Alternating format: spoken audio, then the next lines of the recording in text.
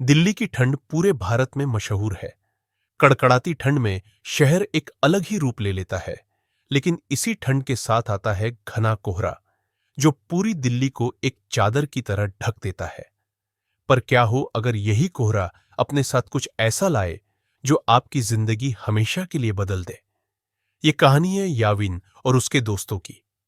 दिल्ली के बढ़ते प्रदूषण से तंग आकर उन्होंने कुछ दिनों के लिए हिमाचल जाने का फैसला किया। 3 दिन बाद सुबह 4 बजे वे एक कैब हायर कर सफर पर निकल पड़े।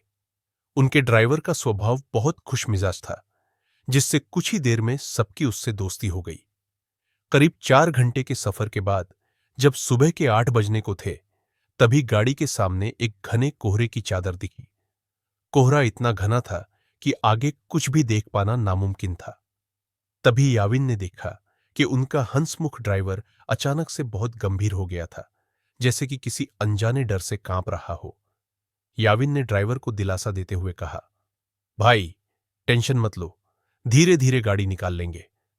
लेकिन ड्राइवर ने सहमे हुए जवाब दिया, सिर्फ एक बात याद रखना, इस कोहरे में खिड़की भूलकर भी मत खोलना। ड्राइवर की घबराहट देखकर याविन और उसके दोस्त हंस पड़े। उन्होंने उसकी बात को अंधविश्वास मानकर टाल दिया। लेकिन जैसे ही उनकी गाड़ी कोहरे के अंदर गई, माहौल बदल गया। अचानक रिया को घुटन महसूस होने लगी। उसे ऐसा लगा जैसे वह सांस नहीं ले पा रही है।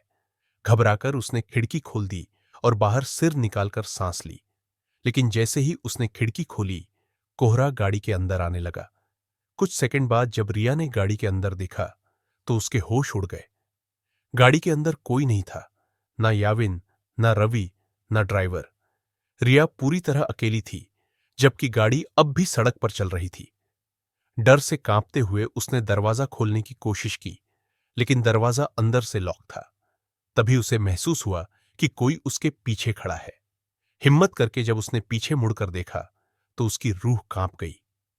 एक 12 फीट लंबा काला साया उसकी ओर बढ़ रहा था।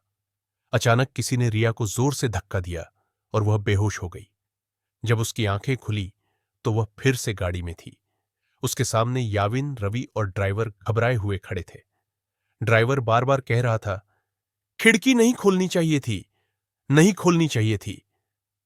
याविन अब ड्राइवर पर गुस्सा करने लगा। उसे लग रहा था कि वह सिर्फ वहम फैला रहा है। वह जल्दी से वहां से निकलना चाहता था। उसने ड्राइवर को तेज गाड़ी चलाने को कहा, लेकिन जैसे ही ड्राइवर ने स्पीड बढ़ाई, अचानक गाड़ी के सामने एक लड़की आ गई। इतनी तेज रफ्तार में गाड़ी उसके ऊपर चढ़ गई। गाड़ी रुकते ही याविन घबराकर नीचे उतरा और उस लड़की की ओर भागा। लेकिन जब उसने पास जाकर देखा, तो उसका दिल दहल गया। जमीन पर खून से लथपथ जो लड़की पड़ी थी, वह रिया थी। लेकिन रिया तो अभी कुछ सेकंड पहले गाड़ी में थी, तो फिर यहां कैसे? डर और उलझन में पड़े याविन ने झटपट रिया को उठाया और गाड़ी में डालकर वहां से भागने लगा। कोहरे में तेजी से गाड़ी दौड़ाते हुए अचानक गाड़ी के सामने फिर वही 12 फीट लंबा काला साया आ गया। याविन ने स्टीयरिंग पर से कंट्रोल खो दिया और गाड़ी सीधे एक पेड़ से टकरा गई। अगली सुबह जब लोग वहां पहुंचे, तो उन्होंने 4 लोगों को गाड़ी में बेहोश पाया। ड्राइवर, याविन, रवि और रिया। वे जिंदा तो बच गए, लेकिन इस घटना ने उन्हें हमेशा के लिए बदल दिया। याविन के सिर पर लगी चोट ने उसका मानसिक संतुलन बिगाड़ दिया और रिया को इतना गहरा सदमा लगा कि अब उसे हर जगह सिर्फ वही काला साया नजर आता है। तो अगली बार अगर आप कोहरे में सफर करें, अपनी गाड़ी की खिड़की कभी मत खोलना।